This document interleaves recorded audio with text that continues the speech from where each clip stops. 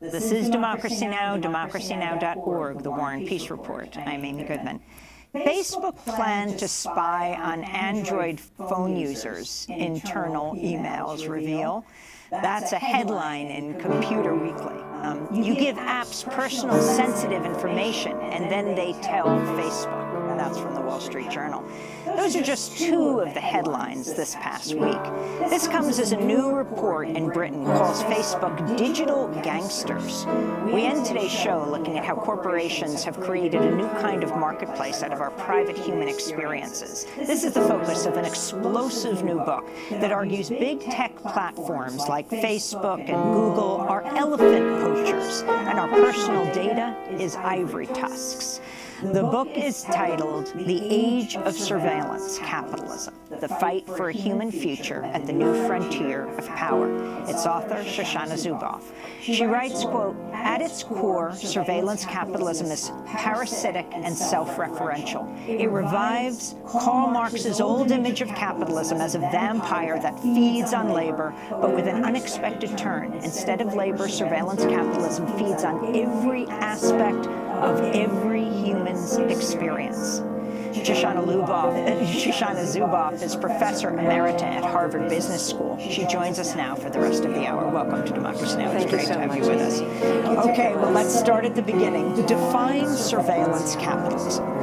Surveillance capitalism departs in many ways from the history of market capitalism, but in a fundamental way, it is continuous with that history.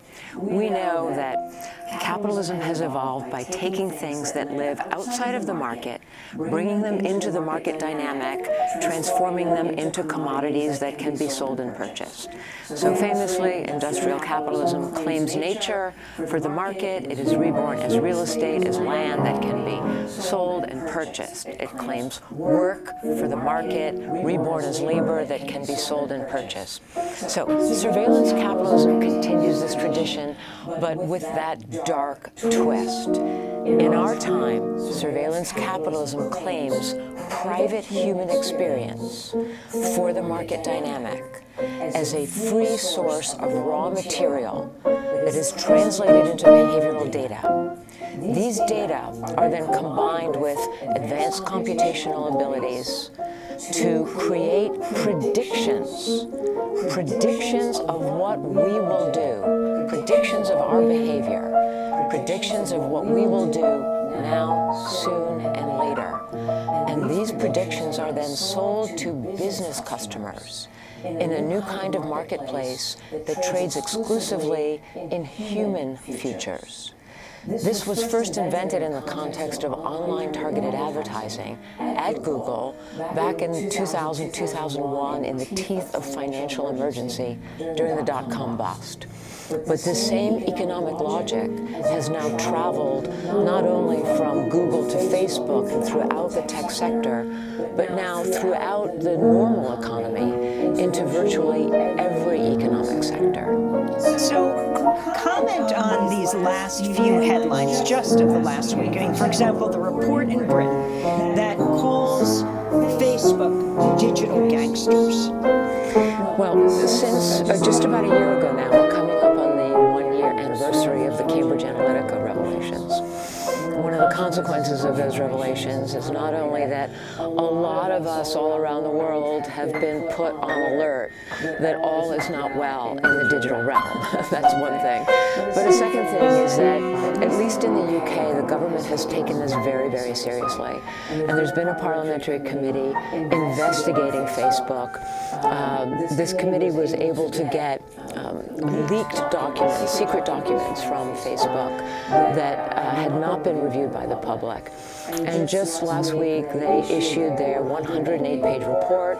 It's very powerful, very damning, and among other things, they refer to Facebook as behaving like digital gangsters, because they have understood that Facebook has been essentially stealing, in other words, as I've described, illegitimately taking our private human experience for its production processes that create these prediction products, which is what they sell and how they make money.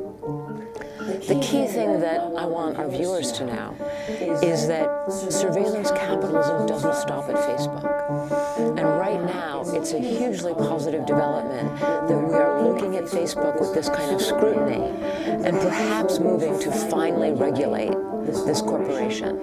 But that is the beginning, not the end of our challenge. Surveillance capitalism is an economic logic that includes but moves far beyond Facebook at this point in time. And so we are going to need the social response that addresses, interrupts, and outlaws this new economic logic, not just a single company or not just a couple of companies. You write, a global architecture of behavior modification threatens human nature in the 21st century. Explain. All right. Well, once you understand that surveillance capitalism is an economic logic, it is not the same as technology.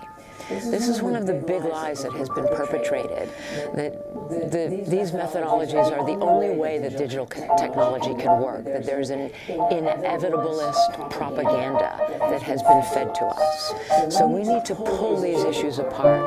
We have digital technology, which we believed would be emancipatory, empowering, democratizing, and it still can be. In the last 20 years, it has been overtaken, hijacked by an economic logic whose economic imperatives put it on a collision course with democracy, both from below and from above. One of the things that surveillance capitalists learned is that the most powerful predictions of human behavior come from actually intervening in our behavior, touching our behavior, to nudge, to influence, to tune, to herd our behavior toward its commercial outcomes. And what this has done is made them take hold of the digital milieu, all of the devices, beginning with our phones and our laptops, but the sensors, the facial recognition, the smart dishwasher, the smart television set, the smart car, the smart city. All of this digital infrastructure now has been taken by surveillance capitalism as a way to nudge and tune and herd our behavior toward its guaranteed outcomes. It does this with subliminal cues. It's a highly scientific process. It does this in ways that it brags about are always outside of our awareness, so that we have no right of combat, we cannot resist, we cannot say no, and we cannot exit. So this is what I call a global means of behavioral modification, where essentially this great digital architecture that we've built in order to be an emancipatory and life-giving process for us and help us in our lives has now become commandeered by surveillance capitalism as a means to modify our behavior toward its commercial ends, which is a direct assault on human autonomy, a direct assault on our decision rights, a direct assault on the whole notion of individual sovereignty. Back in the 1970s, there was a Senate committee that included people like Edward Kennedy and Sam Ervin. These folks met for many months, and they decided that behavioral modification was a pernicious action, that it was a complete defiance of democratic principles. And they decided that no federal money would fund any kind of program based on behavioral modification in prisons and schools and hospitals.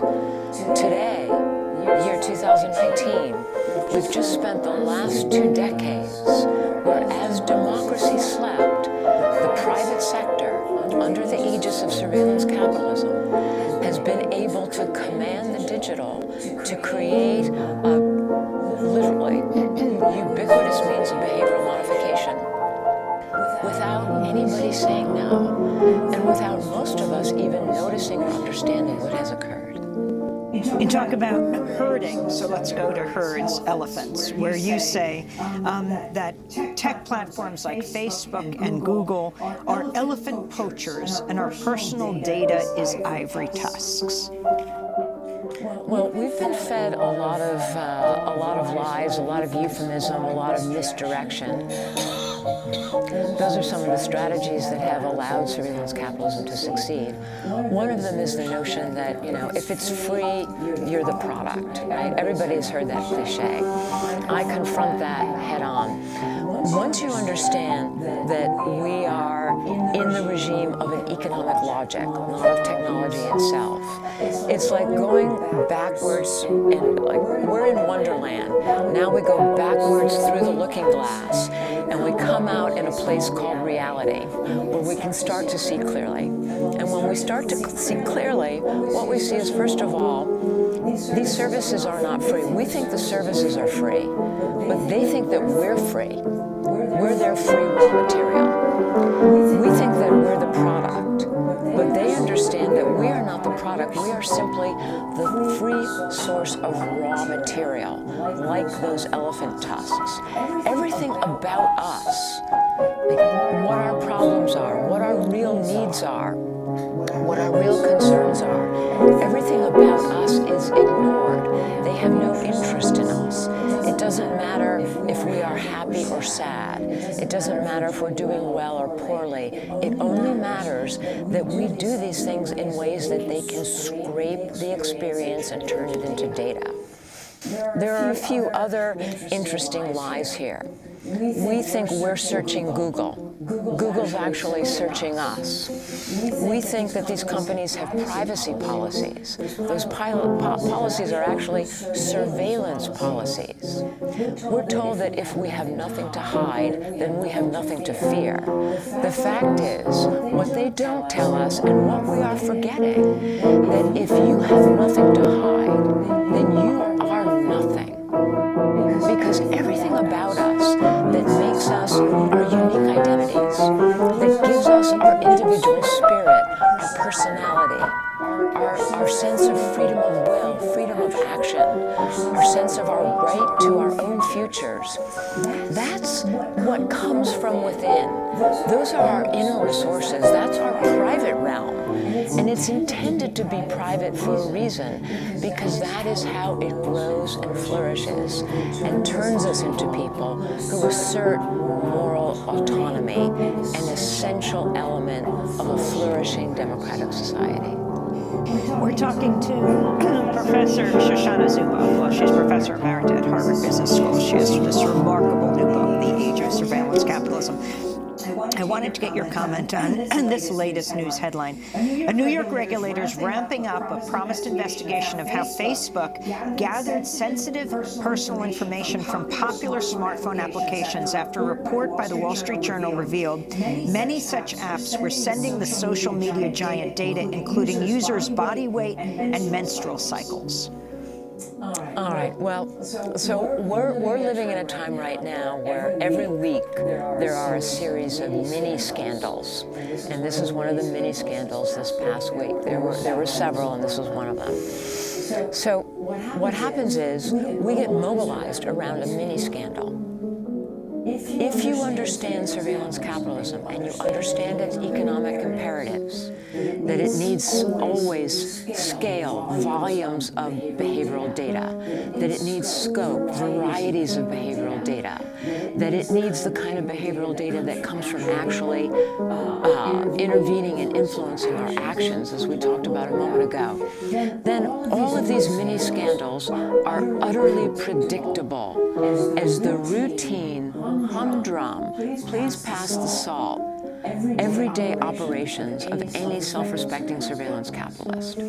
So these apps that the Wall Street Journal researched, and I cover this in depth in the book, just about every app that you download is shunting your data to third parties. Virtually every app is doing that. When you look at those third parties, the two Goliaths among those third parties are Facebook and Google. Most of the sites, the URLs that these data get shunted to, are owned by Facebook and Google. So what this means is that you download an app. Many of these apps are, we use them to help us with our daily life because we have needs that, we need support. No one's really helping us with our lives. Certainly our institutions are not. So we have apps that help us with our health, that help us with our fitness, apps that help us keep track of our menstrual cycle, apps that help us think about our mental health. these very personal information going into these apps, it doesn't stop there. All going to third parties, primarily these Goliaths, Facebook and Google. In this, we're finishing up this segment right now. Then we're going to do part 2 and post it online at democracynow.org. But what surprised you most as you did this research? At every stage of this research, there were times when I would be sitting in my study. I worked on this book for 7 years. I'd be sitting in my study and I'd start screaming, literally out loud, often to no one but my beautiful dog, because there were so many revelations for me. I think the biggest one is understanding that we're entering the 21st century now with a new domain of social inequality. We've been focused on economic inequality. It's tremendously important. We now enter the 21st century where private surveillance capital has institutionalized asymmetries of knowledge unlike anything ever seen in human history. They know everything about us. We know almost nothing about them. We want to thank you so much, Shoshana Zuboff, Professor Emerita at Harvard Business School, author of the new book, The Age of Surveillance Capitalism, The Fight for a Human Future at the New Frontier of Power. I'm Amy Goodman. Thanks.